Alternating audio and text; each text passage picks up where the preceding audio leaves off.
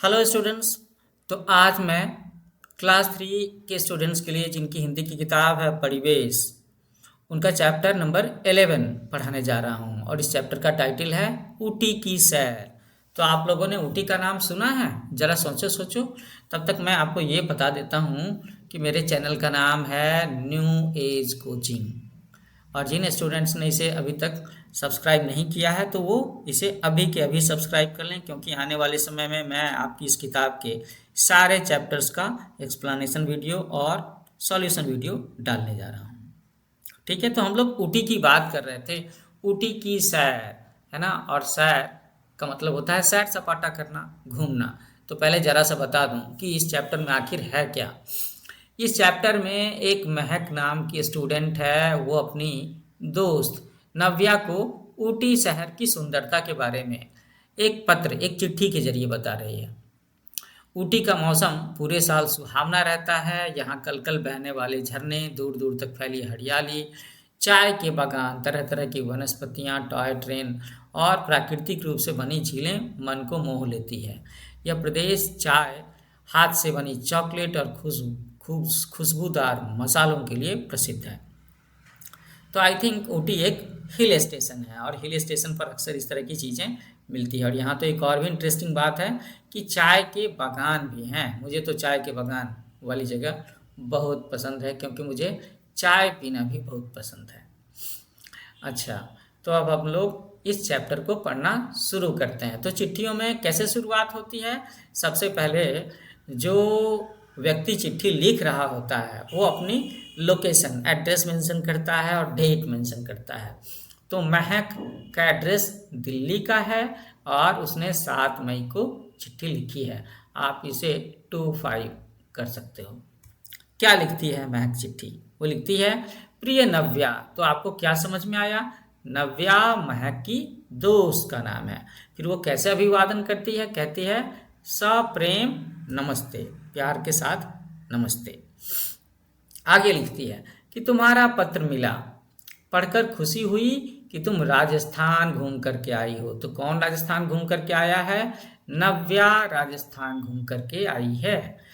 आगे महक लिखती है कि पत्र में तुमने जयपुर के बारे में बताया, तुम्हारे अनुभव जान करके बहुत अच्छा लगा। तो जयपुर राजस्थान का बहुत ही बढ़िया शहर है, अक्सर लोग वहाँ पर घूमने जाते हैं। आगे महक क्या लिखती है? वो लिखती है कि यह पत्र मैंने तुम्हें अपनी गर्मी की छुट्टियों के बारे में बताने के लिए लिखा है। इस बार गर्मियों की छुट्टियों में मैं अपने माता पिता के साथ ऊटी घूमने गई, है ना। तो अब महक बता रही है ऊटी के बारे में, क्योंकि वहाँ उसने अपना समर वैकेशन बिताया है। ऊटी शहर नीलगिरी की पहाड़ियों पर बसा है। तो बच्चों, मैंने बताया था ना कि ऊटी एक हिल स्टेशन है। नीलगिरी की पहाड़ियाँ बहुत ही खूबसूरत हैं। इसकी सुंदरता के कारण इसे पहाड़ों की रानी भी कहा जाता है। तो बच्चों, आपके लिए ऑब्जेक्टिव्स में क्वेश्चन आ सकता है कि पहाड़ों की रानी किसे कहा जाता है? किसे कहा जाता है? नीलगिरी की पहाड़ियों को, और वहीं पर बसा है ऊटी शहर। अब आगे महक बता रही है नव्या को कि ऊटी का मौसम कैसा रहता है। तो भाई, जिस जगह पर लोग सालों भर घूमने जाएंगे वहाँ का मौसम अच्छा रहना चाहिए। तो कहती है वो कि यहाँ पूरे साल मौसम सुहावना रहता है। कहीं जंगली पशु पक्षी, रंग बिरंगे फूल और कल कल बहते झरने बहुत सुंदर लगते हैं, तो कहीं दूर दूर तक फैली हरियाली, चाय के बागान और तरह तरह की वनस्पतियाँ इसमें चार चांद लगा देते हैं। क्या क्या चीज़ें हैं? जंगली जानवर, पक्षी, वहाँ तरह तरह के फल फूल मिलते हैं और झरने हैं, हरियाली है, चाय के बागान भी हैं वहाँ पे, है ना, और तरह तरह के पेड़ पौधे भी हैं। आगे वो बताती है कि यहाँ चलने वाली टॉय ट्रेन 13 गुफाओं से होकर के गुजरती है। इस ट्रेन की सैर करके सचमुच हमें बहुत आनंद आया। इसके साथ ही हमने ऊटी में घोड़े की सवारी, माउंटेन बाइकिंग और ट्रैकिंग भी की। तो टॉय ट्रेन, ये खिलौनों वाली ट्रेन है, कितने गुफाओं से होकर के गुजरती है? 13।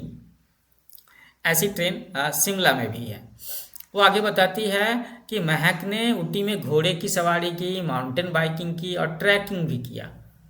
फिर कहती है वो कि ऊटी में प्राकृतिक रूप से बनी झील भी है जो 2.5 किलोमीटर तक फैली है, नेचुरल झील।